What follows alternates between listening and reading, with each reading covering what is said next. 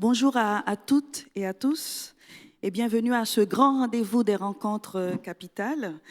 Cette édition est organisée par Christian Auboineau et le groupe de presse professionnel AEF, groupe de presse spécialisé dans les grands champs socio-économiques, notamment l'éducation, l'enseignement, la recherche, le social et les ressources humaines, le développement durable et la RSE. Il est aussi producteur de plus d'une cinquantaine d'événements par an, des colloques, des congrès et de grands salons.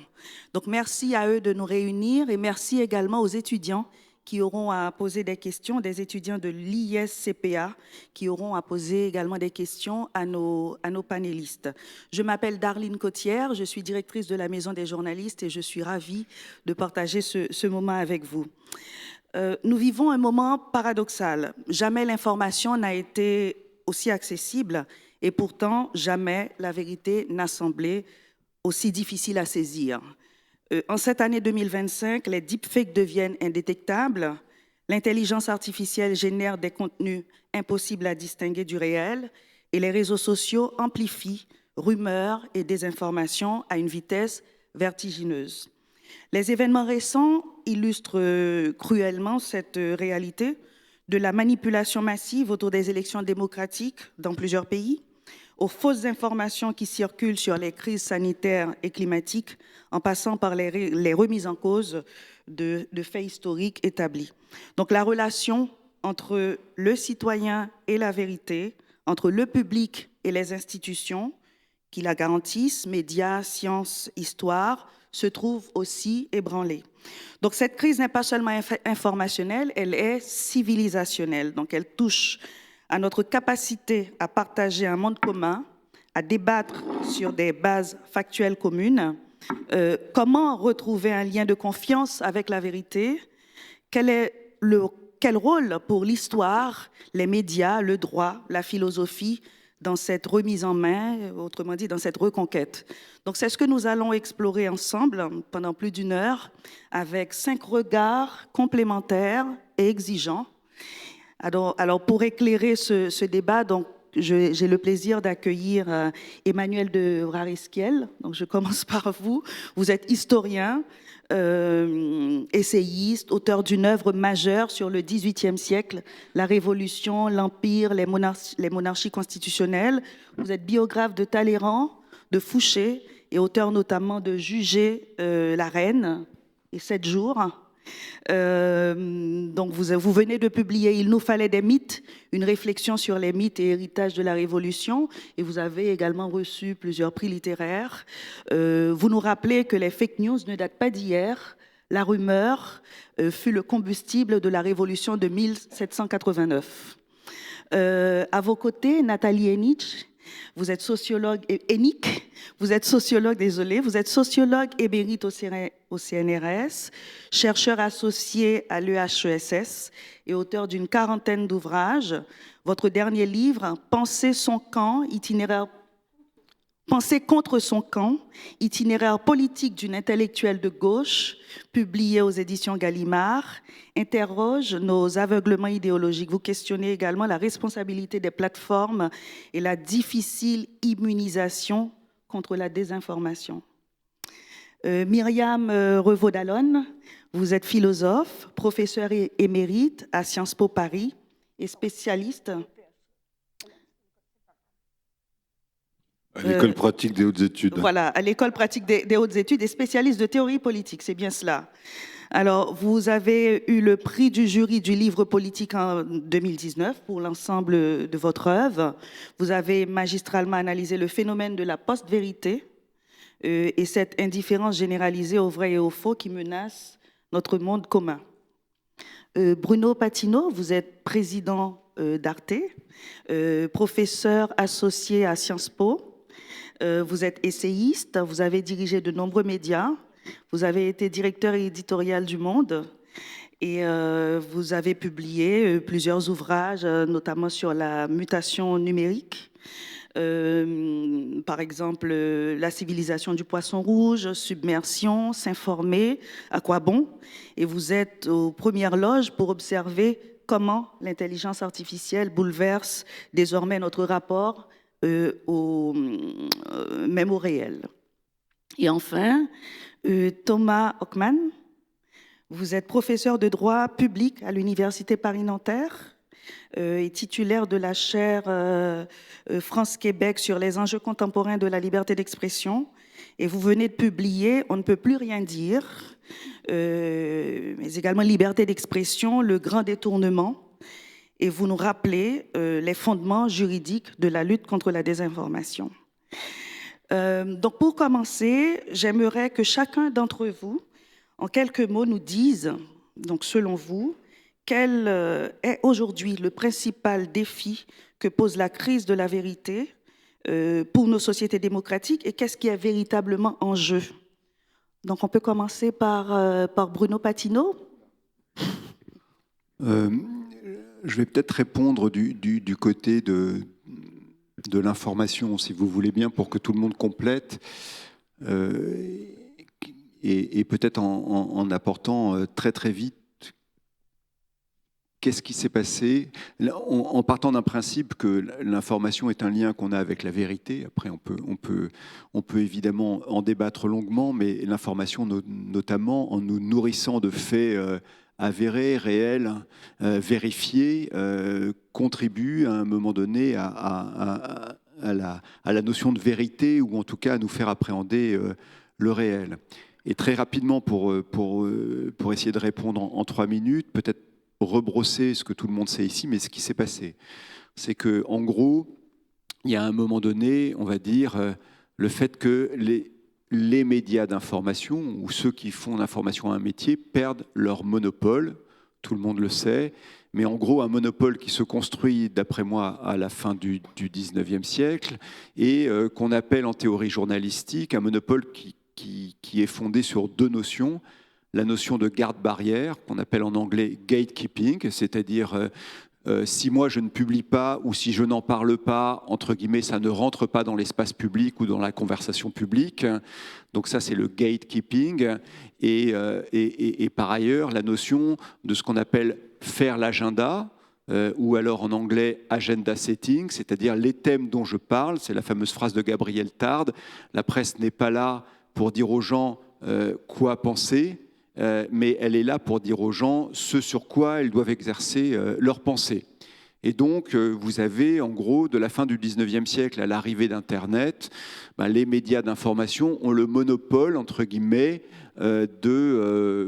j'exagère un peu, mais c'est pas loin quand même, des thèmes qui vont être mis dans l'espace public, et en plus ils les hiérarchisent et ils permettent le débat public. Et comme ces médias d'information peu à peu construisent une déontologie, un rapport au fait qu'une information journalistique, c'est quelque chose qui obéit à 3 lettres.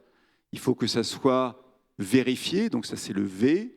Il faut que ça soit, alors on dit indépendant, moi j'aime bien le terme de désintéressé, c'est-à-dire je n'ai pas un intérêt matériel ou politique à la publication d'une information. C'est ça l'indépendance informationnelle. Et 3, que ça engage ma responsabilité. Donc les 3 lettres américaines qui sont verified, independent, accountable, ça engage ma responsabilité, c'est-à-dire la responsabilité.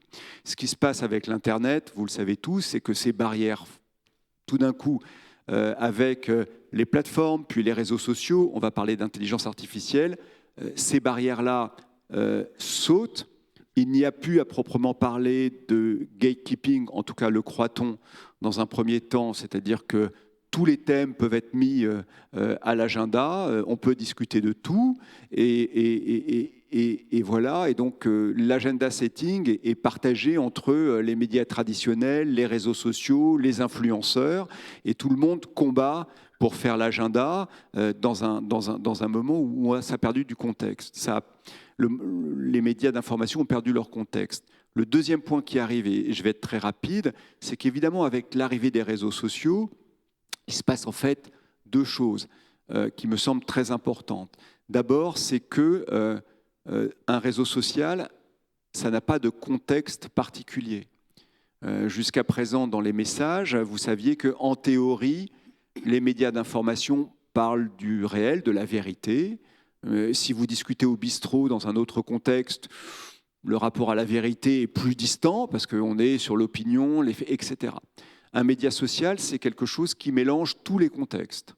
Et donc, les messages d'information se mélangent avec d'autres messages qui ont un contexte totalement différent. Et donc, il appartient aujourd'hui à l'utilisateur de bien identifier quelle est la nature du message qu'on lui donne. Le contexte ne l'aide plus. Et par ailleurs, et c'est là je vais répondre à votre question, c'est qu'en plus de ça, le modèle économique des réseaux sociaux est structurellement défavorable à l'information et à la vérité. C'est-à-dire que comme il promeut économiquement les messages émotionnels qui sont plus efficaces économiquement que les messages de vérité, eh bien non seulement le contexte là a un rapport inexistant à la vérité, mais en plus il est défavorable aux messages d'information. Avec les IA, et j'en termine maintenant, avec les agents d'intelligence artificielle, ce qui arrive paradoxalement, c'est une nouvelle réintermédiation de l'information. C'est-à-dire que si on prend un média comme un intermédiaire à quelque chose, les agents d'intelligence artificielle qu'on va voir arriver, qui arrivent déjà aujourd'hui, qui sont déjà beaucoup utilisés, mais dont l'utilisation va se multiplier, vont être en fait ceux qui vont déterminer non seulement notre rapport à la vérité, mais notre rapport au réel. Ces boîtes noires dont on ne sait pas très bien comment ça s'organise, ça se calcule, etc., vont être aujourd'hui les nouveaux gatekeepers et les nouveaux agenda setters, si j'ose dire, du monde informationnel qui est le nôtre. Et ma crainte, évidemment, c'est que comme le modèle économique de ces agents d'intelligence artificielle vont être fondés sur notre propre dépendance à ces agents, ils vont enclencher beaucoup plus un rapport à notre empathie, à aller dans notre sens, plutôt qu'un rapport à la vérité d'une part et à la réalité d'autre part. Et donc je pense qu'aujourd'hui, dans le schéma informationnel, j'en termine là, on a vu avec les réseaux sociaux une baisse terrible, j'allais dire, de la prégnance de la vérité au sein de l'espace public. Ce qui va arriver ou ce qui risque d'arriver, c'est ce même effet par rapport à la réalité. Merci. Donc, beaucoup de choses ont été dites en introduction, et notamment la presse n'est pas là pour dire quoi penser. Donc, elle doit aussi asseoir son travail sur la vérification, l'indépendance et la responsabilité et toute la problématique des réseaux sociaux. Je me tourne vers la philosophe. Donc, je vous pose la même question. Donc, d'après vous, comment répondre à ce défi de cette crise par rapport à la vérité qui ébranle nos sociétés? Alors, moi, je ne me placerai pas du point de vue de l'information, mais du point de vue du statut même de la vérité dans nos sociétés contemporaines. Alors, avec ce qu'on a appelé l'irruption de la post-vérité, vous vous souvenez qu'en 2016, c'est le dictionnaire d'Oxford qui a déclaré que la post-vérité était devenue en quelque sorte le mot de l'année en raison de l'explosion de ces occurrences après la première élection de Trump et le Brexit. Explosion à la fois dans les médias, mais aussi dans le langage quotidien. Alors, qu'est-ce que ça veut dire la post-vérité? Ce n'est pas une ère d'après la vérité, mais ça marque effectivement, je crois, une rupture dans le fait même que la vérité a cessé d'être le pivot autour duquel s'articulait, au fond, je dirais presque pas simplement toute la réflexion philosophique, mais d'une certaine façon, tout ce qui réglait les débats et les échanges en commun. C'est-à-dire que ça ne veut pas dire que la vérité était une norme absolue, une référence univoque. Il y a eu des débats sur la vérité, il y a eu des débats sur les diverses représentation de la vérité révélée, la vérité scientifique, la vérité rationnelle, les rapports très difficiles qui ont toujours existé entre la vérité et la politique, puisque traditionnellement, dans l'optique, par exemple, qu'on appelle machiavélique, et qui ne répond absolument pas à la pensée de Machiavel, le pouvoir est toujours lié au mensonge, à la manipulation, etc. Donc, mais si vous voulez, d'une certaine façon, la vérité était, dans la pensée et dans la pratique, le pivot essentiel autour duquel s'articulaient les débats. On disait c'est vrai, c'est faux. Et là, il y avait alors, ce qu'a introduit cette notion de post-vérité, et ce n'est pas de l'interprétation, parce que c'est même le commentaire qu'en fait le dictionnaire d'Oxford, c'est la vérité est devenue inessentielle. Elle est devenue inessentielle au sens, non pas du tout où lui aurait succédé le règne du mensonge, parce qu'il faut bien comprendre que le fait de mentir, ça n'abolit pas la valeur de vérité. On ment, on trompe la vérité, on la dissimule, on la contredit, mais on ne fait pas disparaître cette référence normative qu'est le vrai, de quelque manière qu'on l'entende. Et le dictionnaire d'Oxford souligne que la vérité est devenue inessentielle. Elle est devenue hors de propos, c'est-à-dire que le partage entre le vrai et le faux est quelque chose qui, au fond, n'a plus d'importance et autour duquel on ne peut plus articuler les débats. Alors l'exemple, vous connaissez tous les exemples, par exemple la célèbre phrase de la conseillère de Donald Trump qui, au moment de son installation, de son intronisation, Donald Trump a dit il pleuvait des cordes et quand je suis arrivé pour faire mon discours, la pluie s'est arrêtée, il y a eu du soleil et quand j'ai fini de parler, la pluie a recommencé et puis il y avait beaucoup plus de monde que lors de ma cérémonie d'intronisation que pour Obama. Et donc, évidemment, c'était factuellement faux, hein, la météo, quand même. Et alors, la conseillère a dit oui, mais il y a des réalités alternatives. Il y a des réalités alternatives, c'est-à-dire que la vérité, même la vérité, comme vous le voyez, la plus factuelle qui soit, au fond, peut être contrebalancée par une réalité alternative. Et je pense qu'il est important de souligner que ce à quoi nous avons affaire aujourd'hui n'est pas de l'ordre du mensonge généralisé, mais au fond de la perte radicale de valeur de la vérité. Alors on pourrait effectivement, dans la démocratie qui repose sur un espace public et où peuvent effectivement avoir lieu des débats et des échanges d'opinions, mais il a toujours été entendu que les opinions reposaient sur des réalités factuelles et qu'on ne débat pas sur des réalités fantasmatiques. Hannah Arendt disait « l'échange des opinions, ça ne vaut absolument rien. Une opinion n'a de sens et de valeur que si elle repose sur des faits. On débat sur des faits. » Donc ça, c'est, je crois, bon, je ne vais pas parler, la première atteinte fondamentale à la démocratie en tant qu'elle est un espace de débat et de discussion.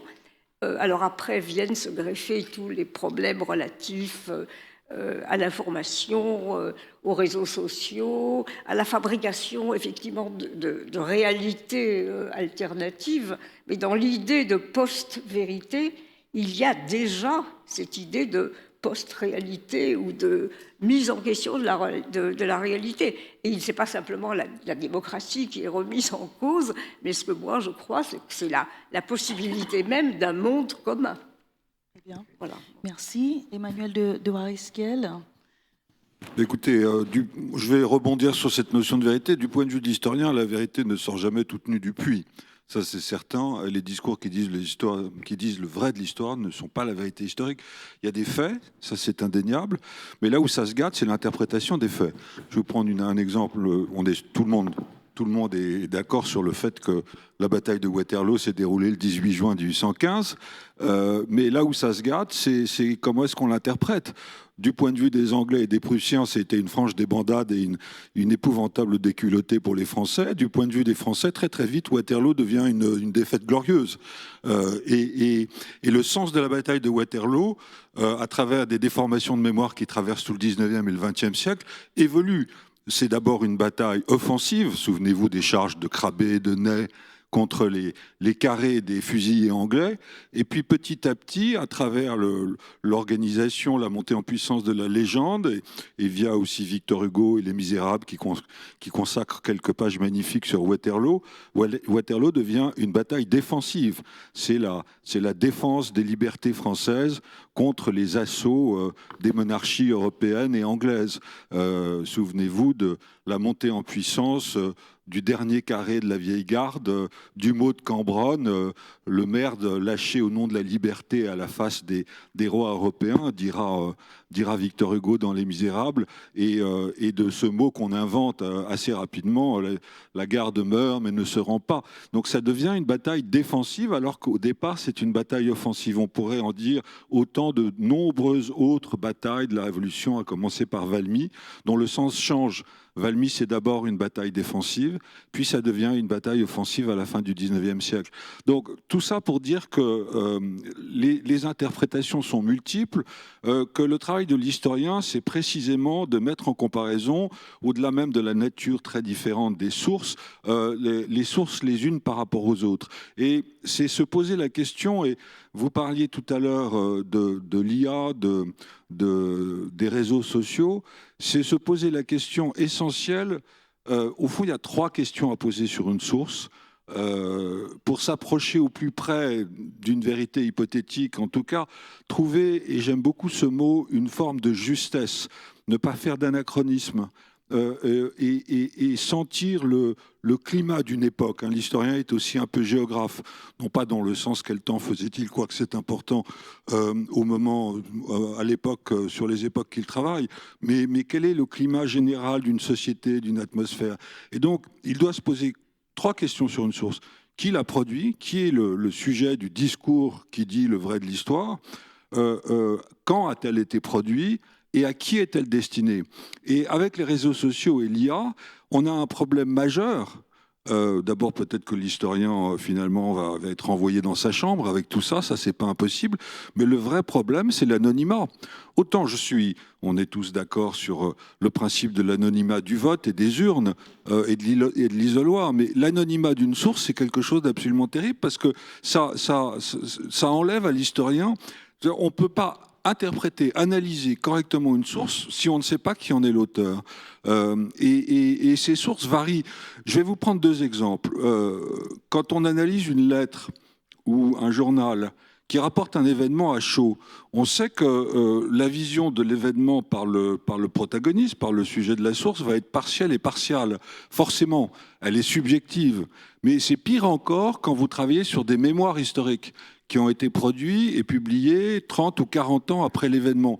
Et là, l'historien doit se poser la question de cette déformation de mémoire et du rôle de l'auteur des mémoires qui, évidemment, cherchera une cohérence, à trouver une cohérence de lui-même aux yeux de la postérité.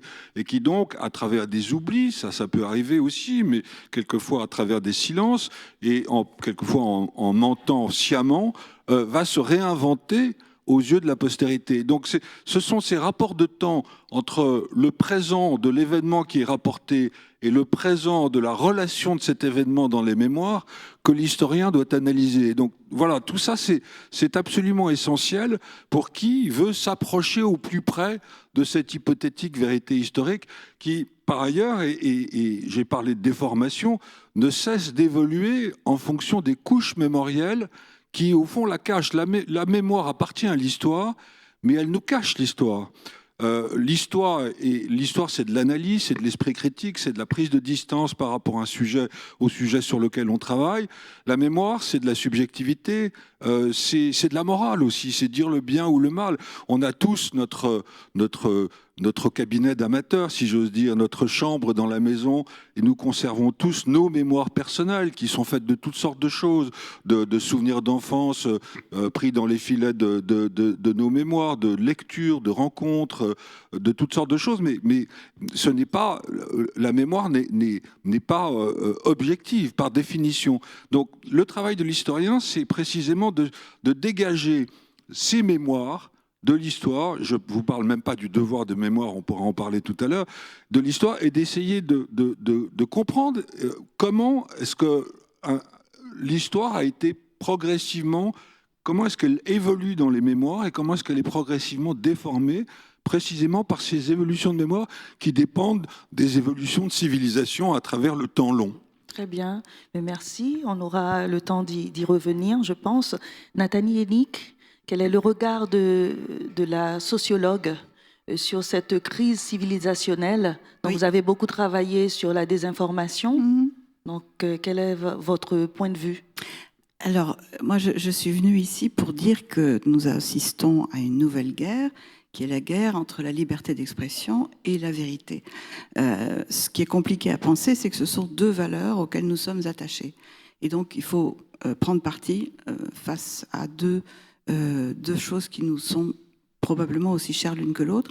Mais je pense qu'aujourd'hui, la liberté d'expression est en train de prendre le pas sur la vérité en raison de ce qui a été évoqué notamment par Bruno Patino, à savoir la prévalence des réseaux sociaux, ce que je préfère appeler les ragots sociaux, qui sont en train de décomposer, Myriam aussi l'a dit, une bonne part de notre rapport à la vérité. Et donc, dans cette position, qui est une position politique, hein, de prendre parti pour la vérité, ça implique concrètement que, d'une part, on mette en évidence les ravages des réseaux sociaux, et je signale que je dirige un dossier de la revue Cité qui va paraître le mois prochain, intitulé « Les ravages des réseaux sociaux », où il est notamment beaucoup question, évidemment, de cette question du rapport à la vérité. Mais il faut aussi, et c'est tout aussi important, me semble-t-il, mettre en valeur, mettre en évidence d'abord et mettre en valeur ensuite ce qui permet de constituer un discours de vérité. Or, ce qui permet de constituer un discours de vérité, c'est paradoxalement le contraire de la liberté d'expression. J'avais fait une tribune il y a quelques années dans Le Monde pour dire qu'il fallait absolument enseigner dans les établissements scolaires comment travaillent les journalistes qui sont chargés de produire un discours de vérité sur l'actualité et comment travaillent les chercheurs, les savants, qui, eux, sont chargés de produire un discours scientifique sur la vérité. Or, les uns et les autres travaillent sous la contrainte. Ils sont à l'opposé de la liberté d'expression. Un journaliste professionnel, il a d'abord normalement fait quelques études pour savoir un petit peu comment on fait son métier. Il a, comme l'a rappelé Bruno Patino, des contraintes de vérité, responsabilité, etc. Il a des règles déontologiques qui sont assez fermement établies, et il a surtout le regard de ses pairs et de ses employeurs, qui fait que si il fait une énorme bêtise, par exemple en diffusant un bobard, ça lui retombera dessus et ça va entacher sa réputation professionnelle. Donc il y a sur les journalistes toutes ces contraintes qui font que normalement, dans la presse que je refuse d'appeler officielle, parce que ça c'est un discours complotiste, mais dans la presse professionnelle, de fortes contraintes qui nous permettent d'avoir un minimum de confiance dans le caractère de vérité de ce que nous lisons dans les journaux. Et pour ce qui est des chercheurs, et évidemment je connais mieux cette question-là, puisque je suis au CNRS, nous travaillons en permanence sous la contrainte, c'est-à-dire sous le regard de nos pairs. Nous ne publions pas un seul article dans une revue scientifique sans qu'il ait été expertisé par des pairs qui nous demandent des rectifications, des précisions ou qui refusent l'article s'ils l'estiment non valable. Nous sommes soumis à des régulation dès lors que nous proposons un colloque, une conférence, etc. Tout ça, normalement, est sous le contrôle du regard des pairs. Et c'est ce contrôle permanent du regard des pairs sur ce qui est produit dans le monde académique qui permet de bénéficier de cette chance formidable, qui est ce qu'on appelle la liberté académique, c'est-à-dire la liberté de produire du travail scientifique sans être soumis à des pressions extérieures, et notamment à des pressions politiques, religieuses ou politiques. Et c'est un viatique extrêmement précieux, mais dont nous ne pouvons bénéficier qu'à condition de nous être soumis à cette contrainte du contrôle par les pairs, et avec le contrôle par les pairs, toutes sortes de critères de scientificité que sont des bibliographies correctes, la référence aux travaux précédents, l'abstention du plagiat, éventuellement la preuve, les méthodologies, etc., etc. Ce que je veux dire, c'est que donc le travail des journalistes et le travail des chercheurs sont strictement à l'opposé de la liberté d'expression, et que c'est cette contrainte-là qui fait que leur travail, d'abord, est précieux et n'a rien à voir avec ce qui s'exprime sur les réseaux sociaux, qui là est dans une liberté d'expression quasiment absolue, parce que les régulations sont malheureusement très pauvres, et que donc aujourd'hui, à mon avis, le vrai combat, c'est la régulation de la liberté d'expression pour la mise en valeur du travail d'établissement de la vérité.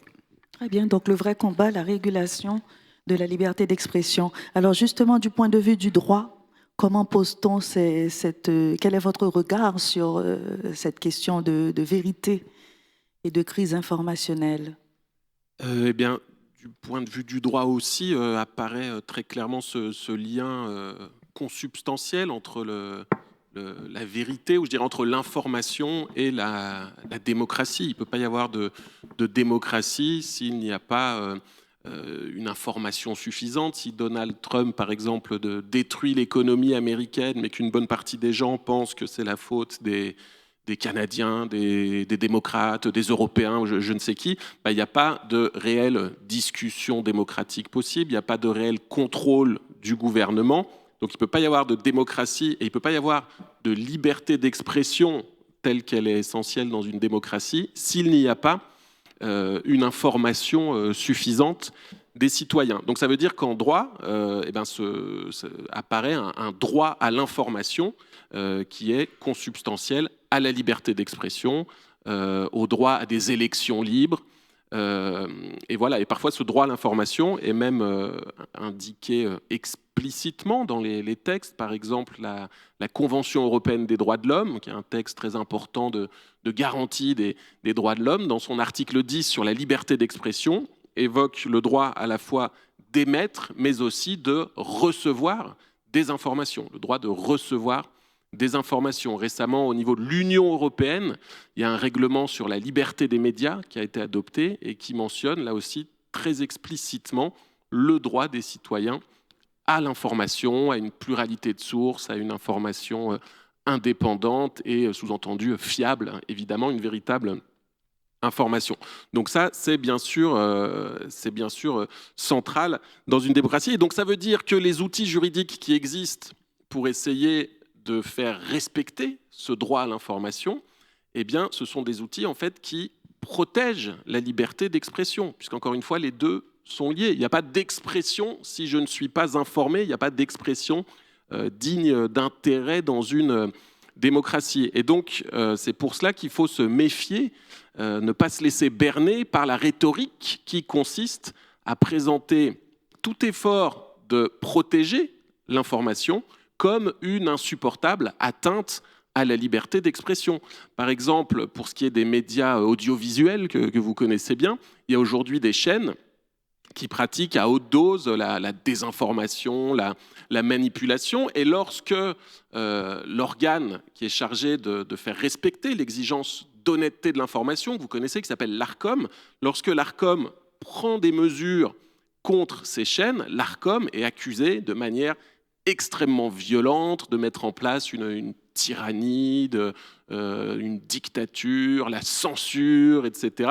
Et donc c'est une accusation qui est très intimidante, d'autant plus que, comme cela a été dit, tout le monde est attaché à la liberté d'expression. Personne ne veut passer pour le censeur. Et donc c'est pour ça qu'il est important de bien comprendre que sanctionner une chaîne qui manipule les faits à longueur de journée, ce n'est pas du tout menacer la liberté d'expression ou la démocratie, c'est au contraire protéger, permettre la liberté d'expression, permettre, protéger la démocratie. Et on trouve exactement la même chose pour ce qui concerne les réseaux sociaux, ces grandes plateformes qui, eux, n'ont strictement rien à faire de ces questions de démocratie, de vérité, qui sont dans des logiques purement économiques, comme ça a été dit. Eh bien, ces mêmes plateformes, lorsque des efforts sont faits pour les contraindre de modérer les contenus, de lutter contre les contenus illégaux, contre les discours de haine, contre, encore une fois, les discours mensongers, eh bien, ces mêmes réseaux sociaux, qu'est-ce qu'ils invoquent? Ils invoquent leur liberté d'expression. Il y a eu récemment, par exemple, des arrêts de la Cour suprême des États-Unis qui dit que forcer Facebook à lutter contre la désinformation pendant le Covid, même inciter Facebook à le faire, c'est une atteinte à la liberté d'expression de Facebook. Et puis lorsque des États républicains ont voulu au contraire interdire à ces plateformes de modérer les contenus, puisqu'à l'époque les républicains pensaient qu'il y avait un biais progressiste sur Twitter, sur Facebook, que c'était les hippies de la côte ouest qui prenaient le pouvoir, et bien là aussi la Cour suprême a dit non, vous ne pouvez pas exiger que ces plateformes présentent des vues équilibrées, etc. Donc il ne faut pas se laisser avoir par cette rhétorique, c'est bien pour protéger la liberté d'expression, pour protéger la démocratie, qu'il faut contraindre ces plateformes à mieux modérer les contenus, à utiliser des algorithmes qui permettent une information fiable, à essayer de crever les bulles de filtre, le fait que chacun reçoit des informations qui ne sont pas forcément fausses, mais dont le choix biaise l'opinion. Si par exemple vous ne recevez que des informations sur des infractions lorsqu'elles ont été commises par un arabe, par exemple, ça conduit une perception de la réalité qui est tout à fait différente de celle lorsque vous êtes informé correctement sans ce type de biais. Donc voilà, restreindre la liberté d'expression pour la protéger, pour protéger la démocratie. Très bien, donc on aura à revenir aussi sur ce point-là, mais j'aimerais qu'on revienne un peu sur les racines historiques et philosophiques de la liberté d'expression, de notre rapport aussi à la vérité. Myriam Revaud-Dallon, donc vous dites que la post-vérité est apparue dans le champ politique. Donc vous avez donné un exemple avec Donald Trump. Donc cette post-vérité s'est étendue au domaine scientifique avec le Covid. Donc comment cette indifférence au vrai détruit-elle la possibilité d'un monde commun, d'après vous?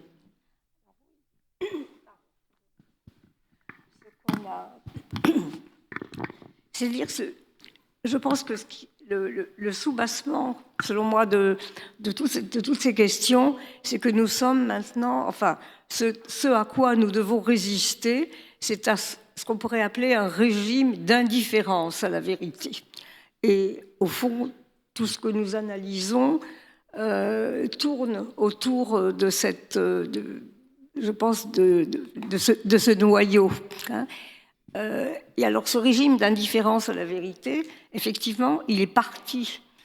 On va dire, au fond, ça a commencé avec le domaine de la politique, et aussi avec le domaine des vérités qui sont des vérités factuelles, de ce qu'on appelle des vérités de fait. Bon, et je dirais que les premières atteintes à ces vérités de fait, elles se sont manifestées avec le négationnisme, c'est-à-dire au moment où les négationnistes ont nié l'existence, non pas tellement des camps de concentration, mais des camps d'extermination, et de l'extermination. Alors là, il y a eu, pour la première fois, quelque chose qui d'ailleurs a été ressenti comme un véritable choc dans l'opinion publique, à savoir la négation d'une réalité, d'une vérité factuelle.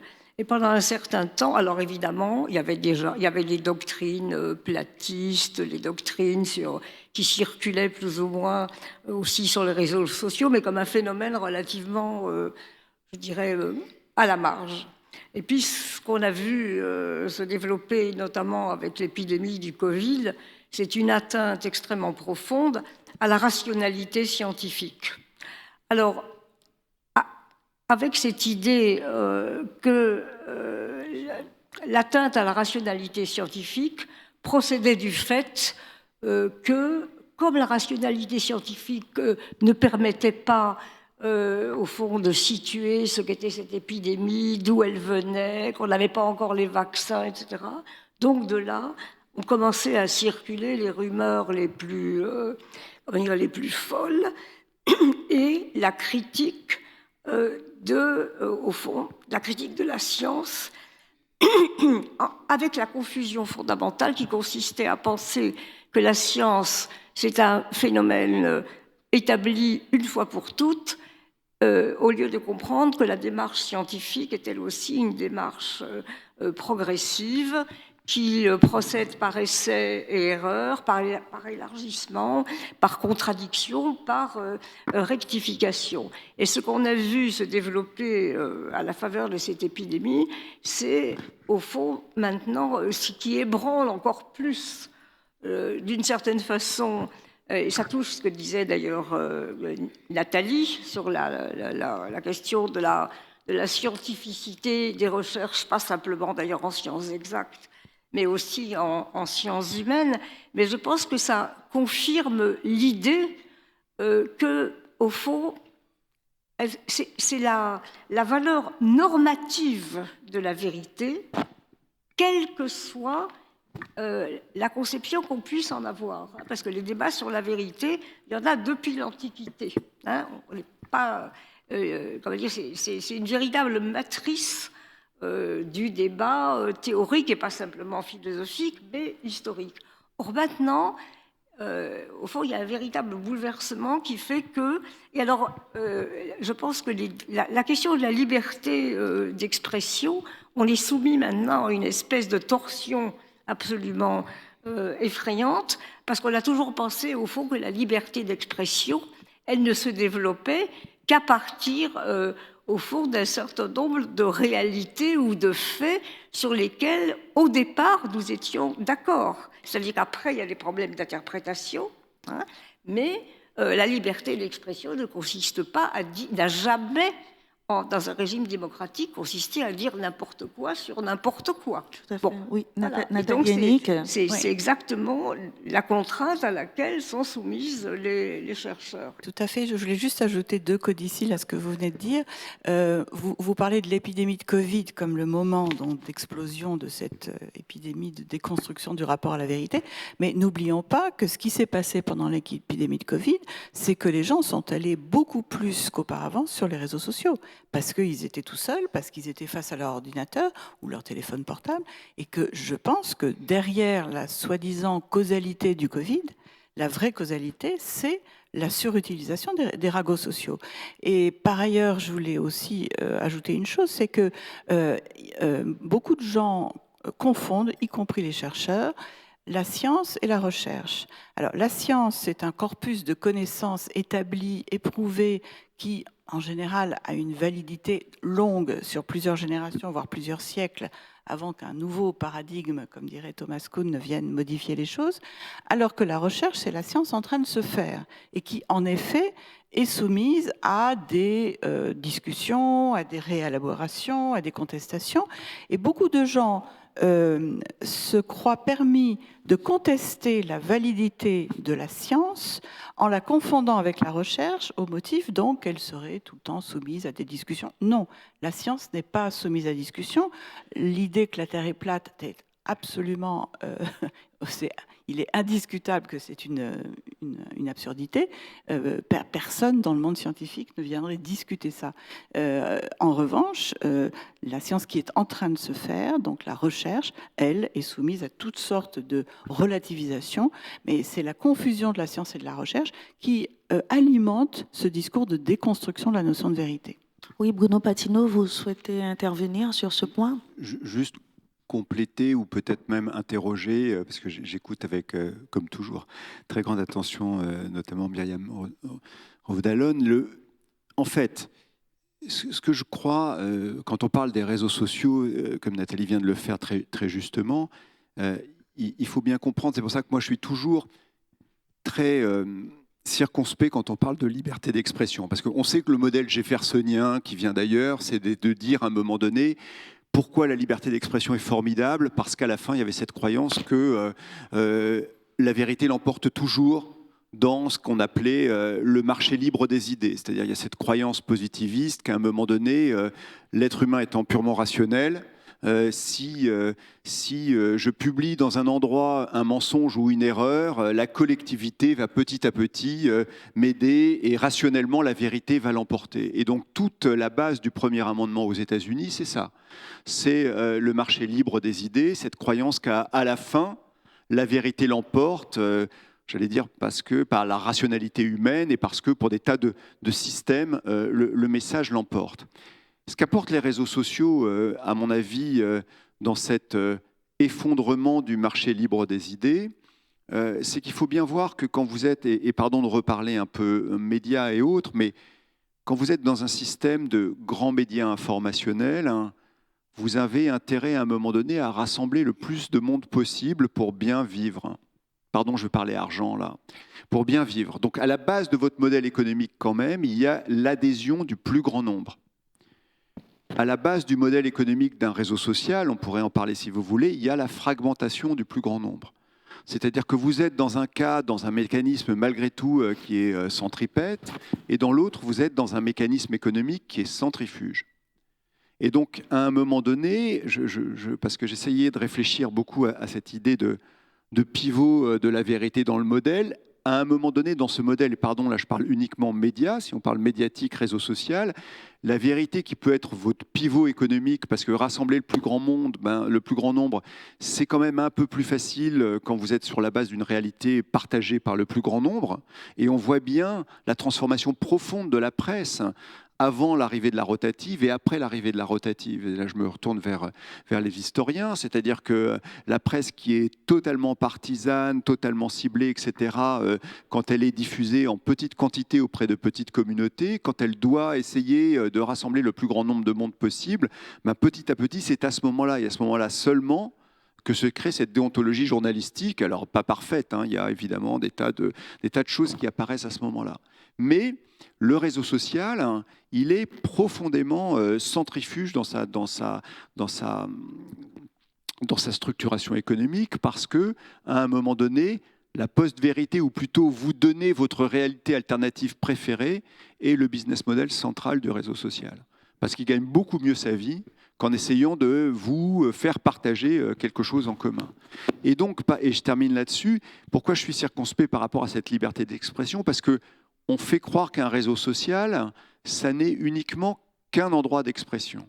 Et quand je dis on fait croire, je parle évidemment d'Elon Musk et des autres, de ceux qui possèdent les réseaux sociaux aujourd'hui, pas du tout de nos amis ici. Or, un réseau social, ça n'est pas juste celui qui, juridiquement, c'est souvent le cas, hélas, à cause de la section 290 aux États-Unis, c'est perçu juridiquement comme un endroit neutre où vous posez votre message et à un moment donné, le public le reçoit. Mais en réalité, il y a une force organisationnelle aux réseaux sociaux qui sont des algorithmes qui sont la plupart du temps, drivés économiquement par la force émotionnelle du message pour le rendre plus addictif, plus proche de vous. Et c'est cette force organisationnelle qui diffracte. Je reviens à ce qui a été dit très justement sur le Covid. Vous avez une conférence de presse de Joe Biden à un moment donné, parce qu'il y avait l'équivalent du ministre de la Santé aux États-Unis, le Surgeon General, qui avait fait faire une étude montrant que 82% des messages reçus anti-vax aux États-Unis avaient pour origine 12 personnes.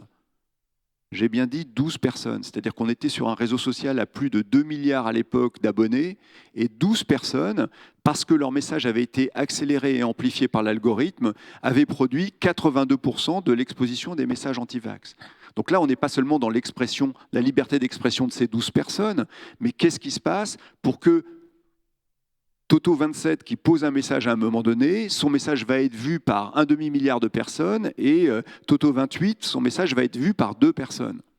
Et ça, il s'est passé quelque chose et l'algorithme a quelque chose à voir avec ça. Et donc l'algorithme n'est pas neutre. Et donc souvent, et là ça a été très justement, vous l'avez très bien dit, mais peut-être pour bien l'expliciter, tout l'enjeu juridique aux États-Unis, c'est de savoir si un algorithme c'est une expression. Et donc ça a été très bien dit, donc, parce que j'ai vu que la Cour californienne, justement, maintenant, va devoir retraiter à nouveau de ce statut de l'algorithme. Est-ce que l'algorithme, c'est une expression, et donc doit être libre, et donc je l'organise comme je veux, ou est-ce que l'algorithme, c'est autre chose qu'une expression, un mécanisme organisationnel qui relève plutôt du droit de la propriété industrielle. Et donc aujourd'hui, le débat qui a l'air technique, il est absolument essentiel parce que c'est pas la nature du réseau social, c'est pas le réseau social en lui-même qui diffracte nos vérités, mais c'est son modèle économique qui pousse à la fragmentation. Et aujourd'hui, véritablement, il me semble que tant que le rapport à la vérité, la post-vérité, comme ça a été très bien dit, sera un super business model pour des géants économiques, on aura vraiment un très gros problème. Alors justement, quels sont, Thomas Hockmann, quels sont les outils juridiques dont on dispose pour lutter contre la désinformation, que ce soit dans les médias traditionnels ou sur les réseaux sociaux?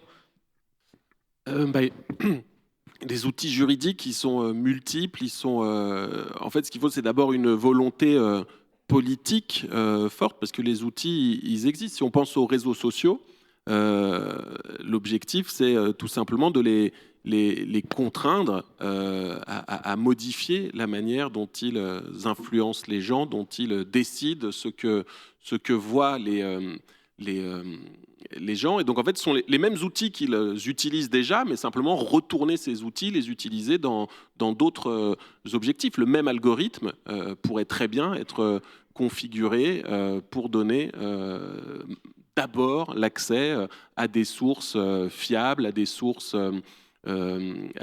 diverses. Alors évidemment, ça pose tout des problèmes. On se dit, mais alors qui va décider qu'une source est fiable? Qui va décider de la vérité? Mais encore une fois, je pense qu'il ne faut pas se laisser impressionner par ces arguments classiques, Orwell, vérité officielle, etc. Des instruments existent. On peut imaginer, par exemple, il y a des travaux qui existent, il y a des choses en cours, d'imaginer une sorte d'autorégulation, par exemple, par les journalistes qui pourraient décerner des sortes de labels qui permettraient de considérer que là, on est face à quelque chose qui est un média d'information, tandis que dans l'autre cas, ce n'est pas du tout la même situation. Donc, il y a ça, jouer sur l'algorithme. Il y a la question, évidemment, du pseudonymat aussi, pour rejoindre un peu ce que disait monsieur tout à l'heure. Évidemment, on n'interprète pas un message de la même manière selon l'identité de celui qui parle. Donc, il peut y avoir des mécanismes, et ça c'est déjà en partie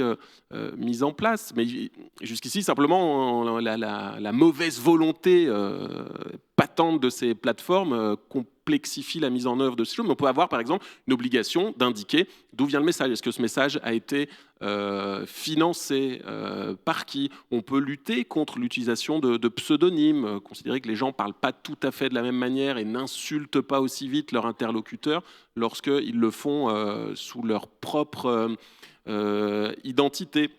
On peut imaginer plein de choses. Il y a des travaux qui sont en cours même sur les nouveaux périls de l'intelligence artificielle. Je crois que des outils techniques existent pour faire en sorte qu'un contenu produit par l'intelligence artificielle soit marqué, soit identifiable comme tel, mais simplement, il ne faut pas se dire, bon, c'est l'évolution du monde, maintenant on se dirige vers ça, on n'est pas obligé de se résigner à ça, et on peut mettre en place des outils pour lutter.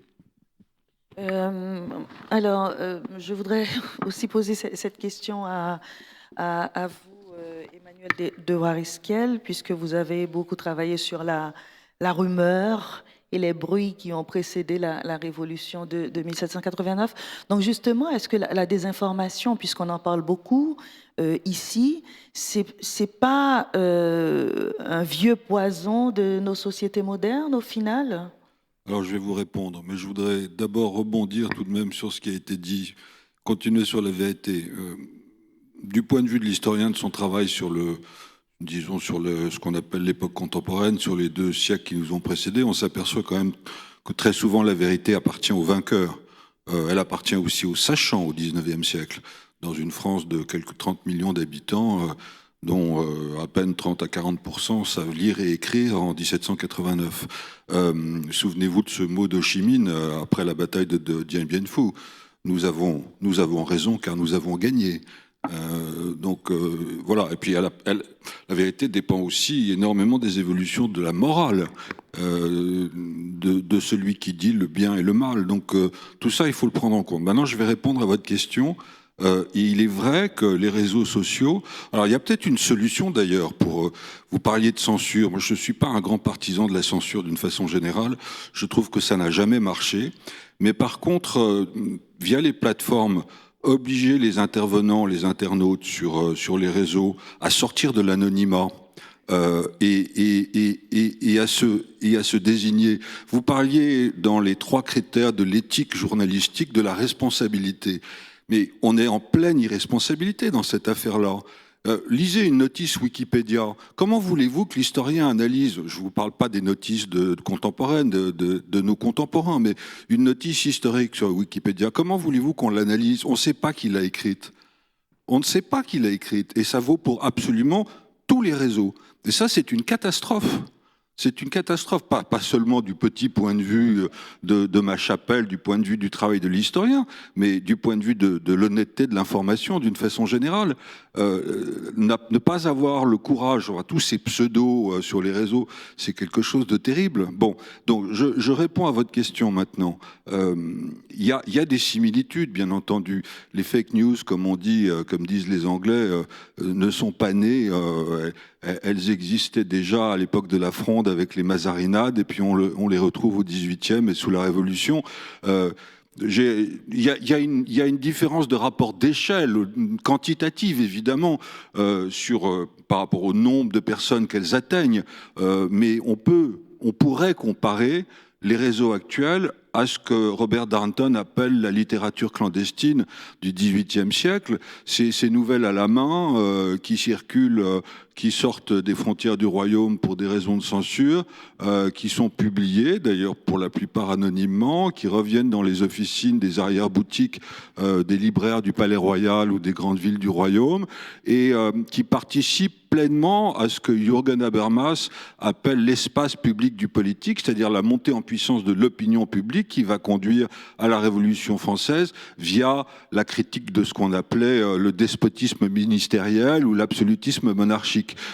Et cette littérature-là, cette littérature clandestine et anonyme-là, a probablement, du point de vue des évolutions de l'opinion, plus d'influence que ce que j'appellerais la littérature normative, c'est-à-dire le contrat social de Rousseau, les textes des Lumières et des philosophes.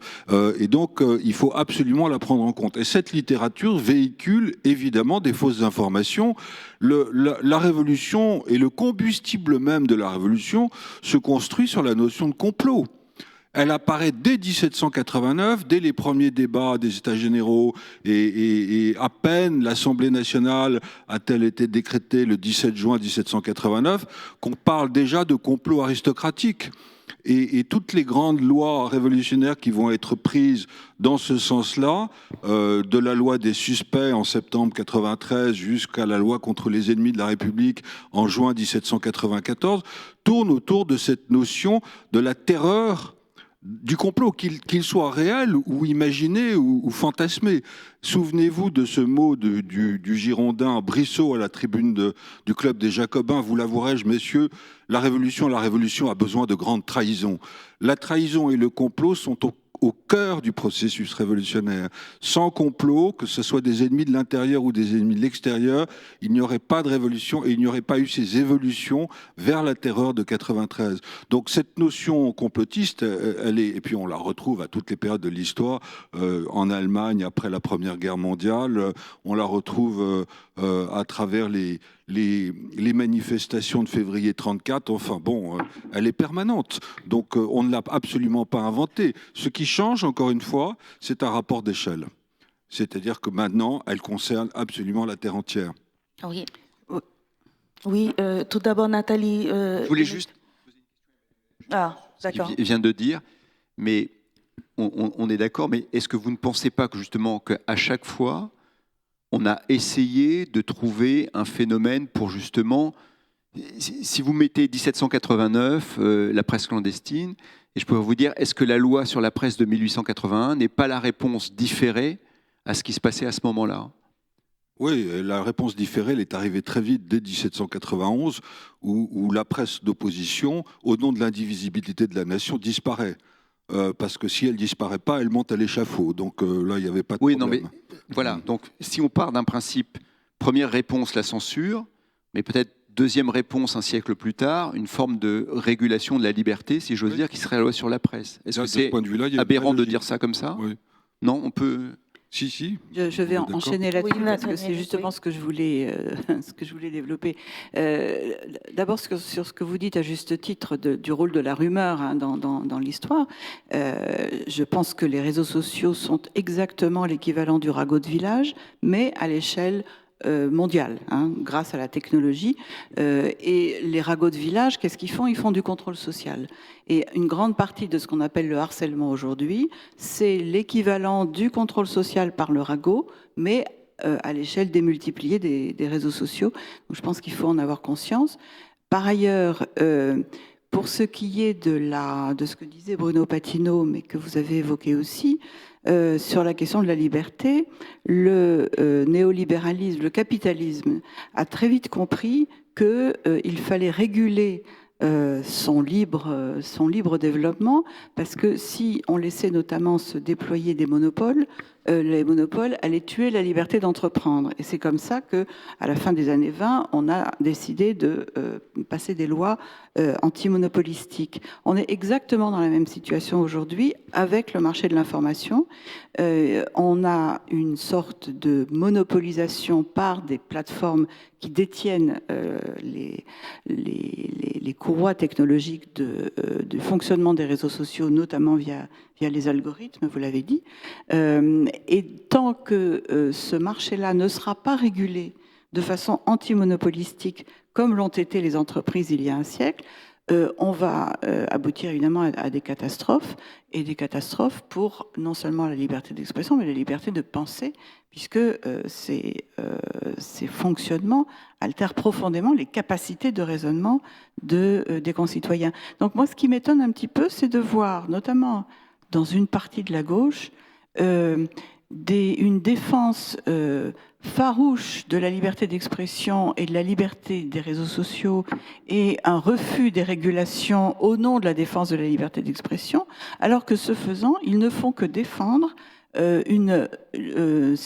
un marché qui est tout sauf libre et non faussé. Hein, ce marché-là n'est pas libre et il n'est pas non faussé, il est parfaitement faussé. C'est-à-dire ils ne font que défendre ce qu'a été un capitalisme totalement débridé.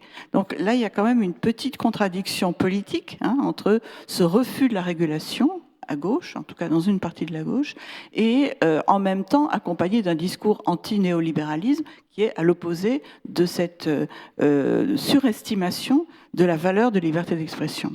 Alors justement, Bruno Patino avait parlé de la notion de responsabilité aussi des journalistes, des médias par rapport à la production d'informations. Donc, comment contraindre les administrateurs, les fournisseurs d'accès Internet à assumer leurs responsabilités aussi dans la production de ces contenus, concrètement? Il y a des solutions qui sont esquissées à la fin de ce dossier sur les ravages des réseaux sociaux par les juristes qu'on a interrogés. Elles sont assez bien connues, notamment la décision qui aurait dû être prise il y a je ne sais plus combien d'années et qui malheureusement a été refusée au nom de la liberté d'expression, la décision de donner aux plateformes le statut d'éditeur de presse, ce qui les obligerait à être justement responsables devant la loi de ce qui circule sur ces réseaux. Et ce serait une étape fondamentale. Par ailleurs, on a les moyens technologiques de réguler les réseaux sociaux et ils sont employés aujourd'hui pour lutter contre la pédopornographie sur Internet. Donc pourquoi ne pas utiliser ces moyens aussi pour lutter contre d'autres formes d'abus de la liberté d'expression? On sait très bien que nous avons en France la chance d'avoir cette fameuse loi sur la liberté de la presse qui part du principe qu'il faut défendre la liberté d'expression, mais que cette liberté doit être encadrée par la loi, notamment pour interdire la diffamation, l'incitation à la haine, etc. Donc on est dans un régime très bien outillé pour réguler la liberté d'expression, ce qui n'est pas le cas aux États-Unis, où le premier amendement de la Constitution interdit à l'État de passer des lois allant à l'encontre ou de prendre des mesures allant à l'encontre de la liberté d'expression. Donc nous avons un équipement juridique qu'il faut améliorer en changeant le statut des plateformes. Nous avons des possibilités technologiques. En revanche, nous manquons férocement de la volonté de le faire, notamment au niveau de l'Europe, où vous savez à quel point, notamment les propositions de Thierry Breton ont été évacuées très rapidement. On a des lobbies, notamment au niveau du Parlement européen, qui font tout pour éviter les régulations. Et je pense qu'aujourd'hui, le vrai combat politique, c'est de faire en sorte que ces régulations fonctionnent et soient imposées. Merci. Très, très rapidement, parce qu'on va passer la parole aux étudiants et au public. Rebondir sur la question de la liberté pour apporter peut-être une proposition supplémentaire, c'est que la liberté de l'information aujourd'hui est entravée par quelque chose à laquelle on ne pense pas assez souvent. Ce sont les évolutions de la langue et c'est la communautarisation du langage qui très souvent est l'expression ou le signe d'une crise sociale. Et on le voit bien, les professionnels de la profession, comme dirait Fernand Reynaud, chaque sous-groupe professionnel s'enferme dans un langage particulier qui devient incommunicable aux autres, y compris les historiens d'ailleurs. Je ne vous parle pas des hommes d'affaires qui, le marginal séquent, la bulle de confort, tous ces trucs-là complètement dingues. On s'enferme tous dans des langages et ça, c'est une entrave à la liberté. Alors, je passe par-dessus les questions de censure ou de régulation ou de contrôle, mais il y a des choses, à mon avis, encore plus fondamentales qu'on n'aperçoit pas, mais dans lesquelles nous vivons aujourd'hui. Alors, je vous passe la parole pour poser vos questions. Merci. Vous pouvez vous présenter très rapidement. Donc, moi, je suis Gabriel, on est étudiant en journalisme à l'ISCPA. Donc, évidemment, ma question va vous être adressée à vous, Monsieur Patineau, l'homme de médias.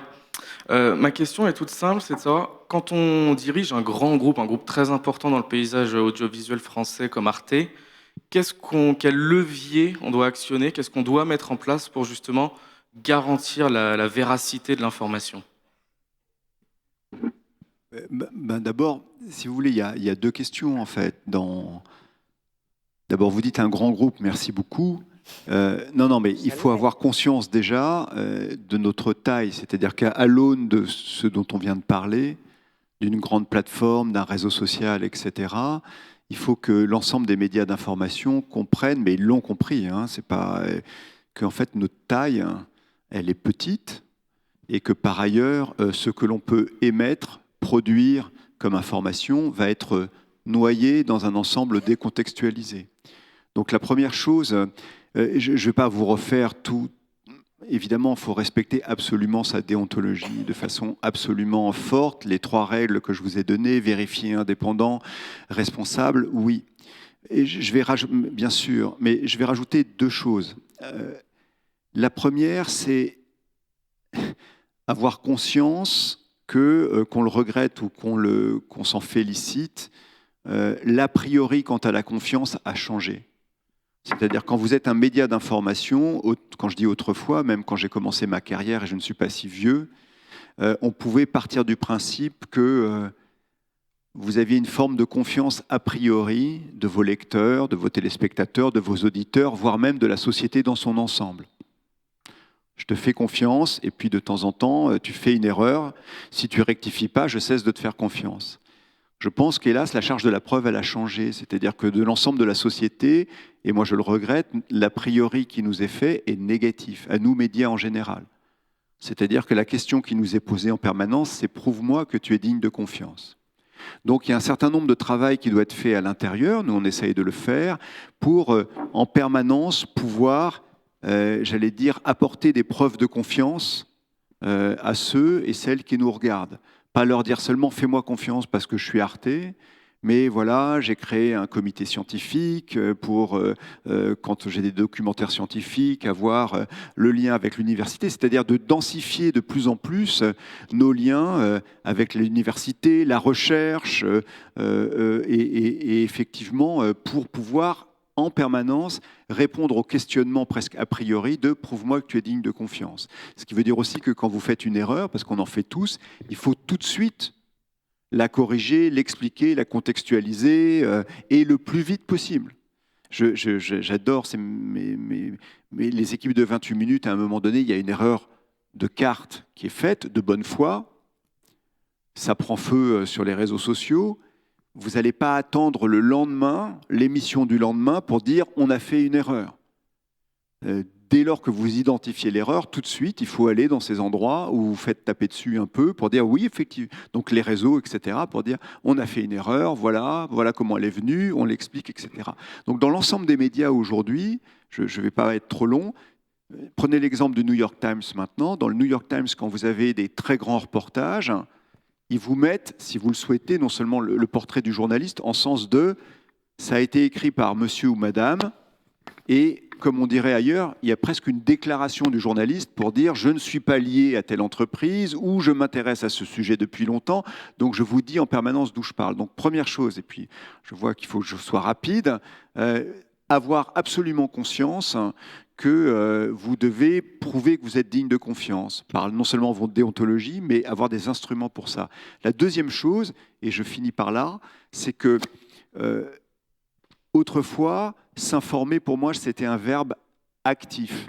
Donc je vais quelque part pour m'informer. J'ouvre la radio, j'allume la radio, j'écoute. Je décide de regarder le journal télévisé. Je décide d'aller au kiosque acheter Le Monde. Je décide de regarder Arte.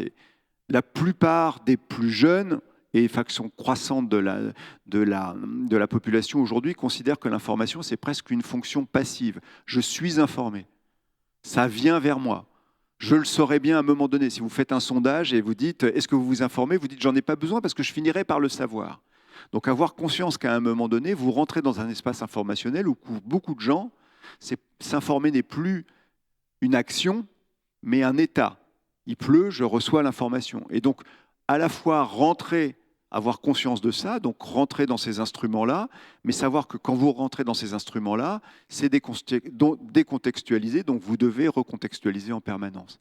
Mais vraiment, sinon, la réponse, elle est de tout temps, déontologique de façon absolument forte, et dire toujours d'où vous parlez. Moi, je ne crois plus du tout à ce journalisme qu'on appelle le both-sidism, c'est-à-dire le journalisme, c'est dire, il y a des gens qui disent il pleut, il y a des gens qui disent il pleut pas. C'est pas ça du tout. Hein. Le journalisme, c'est donner sur la base de réalités factuelles l'accès à la complexité des choses. Et donc nous, on parie sur ça, sur donner un accès, j'allais dire simple, à la complexité des choses. Très bien. Donc on continue la petite série de questions. Alors bonjour, je m'appelle Axel Etienne, je suis étudiant à l'ISCPA. Et moi j'avais une question un petit peu globale, c'était par rapport à comment justement trouver la vérité dans le flux d'informations qu'on subit en tant qu'individu, autant sur les réseaux sociaux ou sur les médias. Qui veut répondre à cette question très rapidement? Oui. Dire, mais je vais redire une partie de ce qu'a dit Bruno Patino. Je pense que la première chose, c'est de repérer l'origine du message qui vous est donné. C'est ce que disait aussi Emmanuel de Varensiel. Qui parle? Quel est son statut? Et c'est essentiel. Entre les résultats d'un travail de recherche fait par un chercheur employé dans une institution de recherche d'un côté et de l'autre, une opinion émise par un anonyme, voire un pseudonyme, il y a un abîme. Voilà.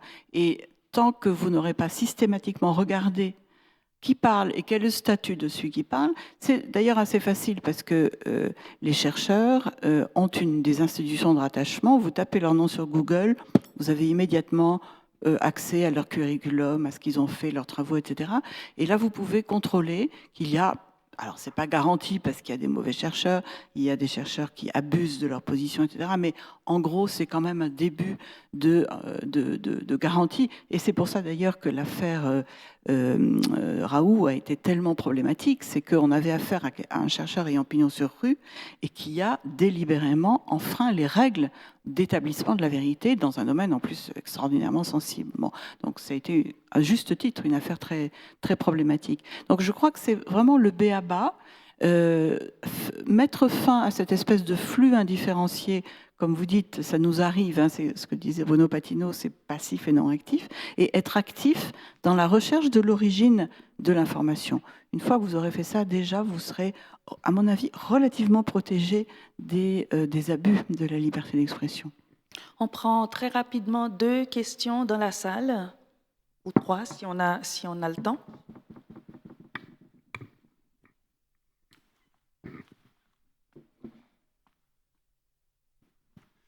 Merci. Toto 29. Imaginons qu'un justiciable sorte d'un tribunal où il vient d'être condamné à 5 ans de prison et déclare devant la presse cette décision est une injustice insupportable, la haine n'a pas de limite et de mémoire, c'est une... Pas de mémoire d'ailleurs. C'est une gravité extrême pour l'état de droit.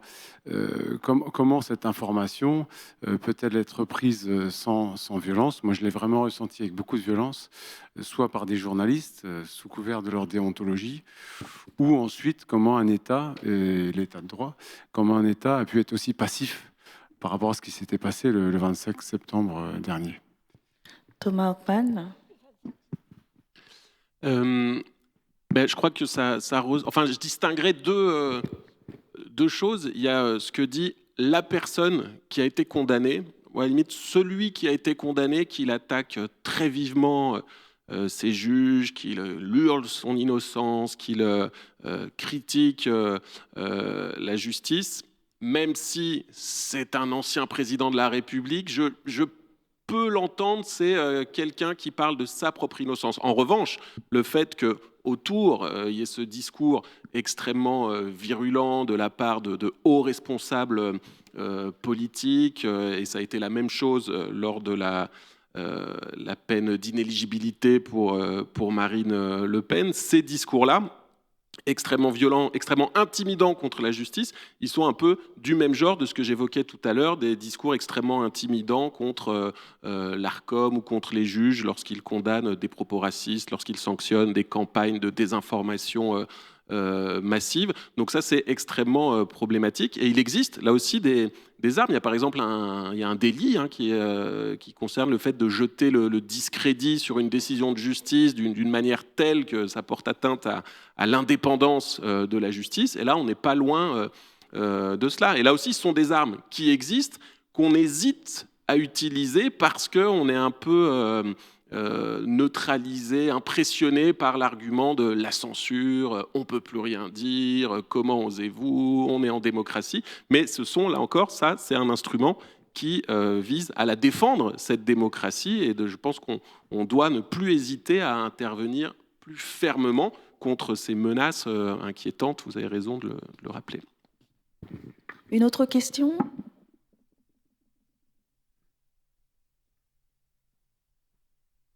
Bon, oui, on vient de prononcer le mot de censure et je pense que c'est un mot fondamental dans notre débat parce que si on admet la nécessité de régulation de la liberté d'expression pour défendre la vérité, il faut aussi accepter que dans certains cas, la censure soit légitime. Voilà.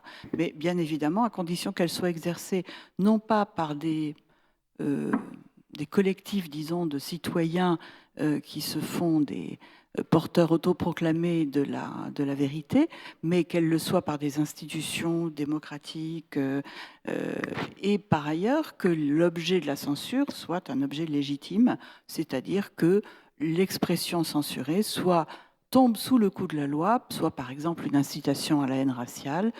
Voilà, il y a des formes de censure de certaines expressions qui sont légitimes parce que ces expressions sont non seulement illégitimes, mais illégales. Voilà.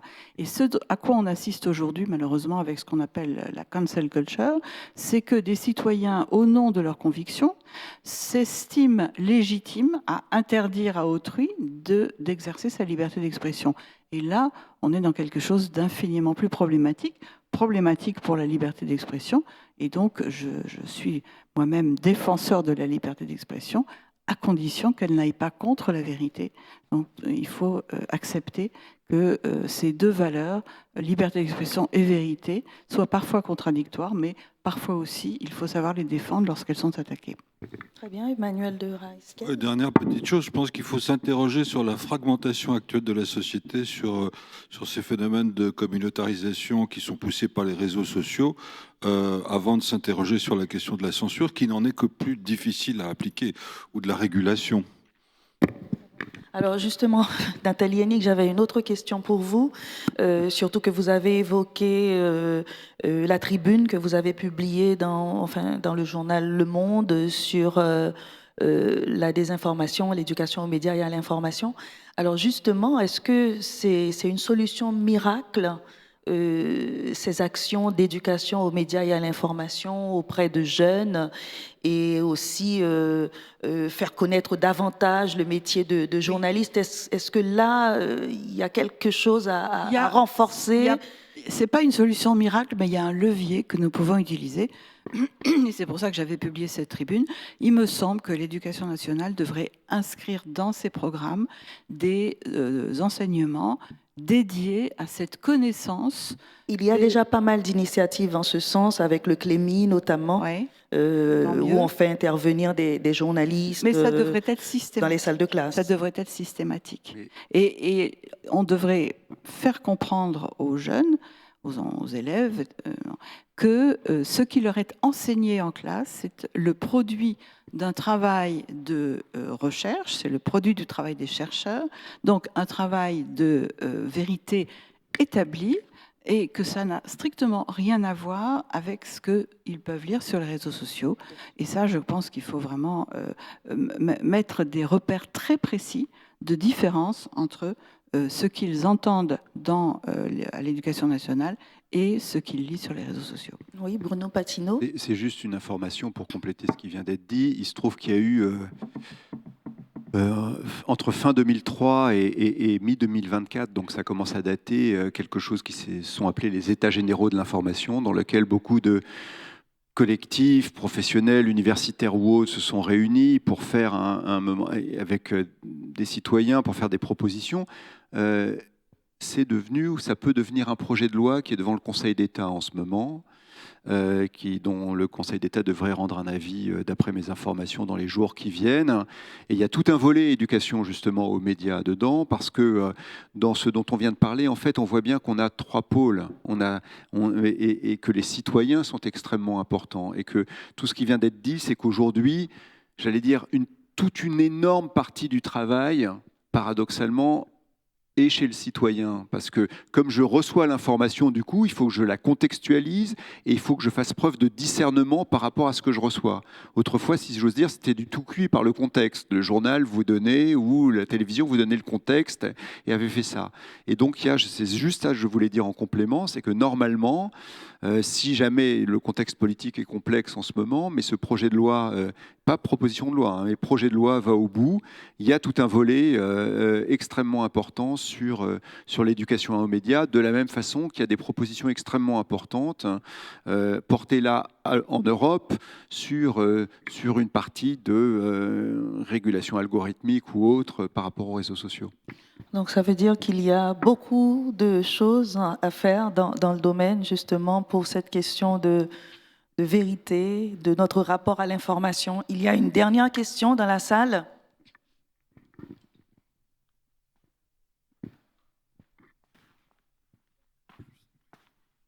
Moi, je voulais vous poser la question de si on met en concurrence les modes d'accès, le moyen, c'est la question du comment, en fait, comment lutter. D'un côté, vous avez le mode d'accès à des contenus. D'un côté, je parle des réseaux sociaux, c'est très facile, ça défile, c'est sur le mode addictif, le tout mu par une logique commerciale. D'un autre côté, l'accès à l'information responsable, ça demande un certain travail, ça demande un effort, ça demande une mobilisation, ça ne peut pas se faire sur le mode addictif et c'est de moins en moins mu par une logique commerciale. Est-ce que les dés ne sont pas pipés dès le départ? Comment on se bat à partir de l'ancrage dans l'information légitime contre ce mode-là à la fois de livraison du contenu et de consommation du contenu? Il y a une relation de cause à effet entre passivité et irresponsabilité. Et entre un citoyen actif et responsable, ça marche ensemble.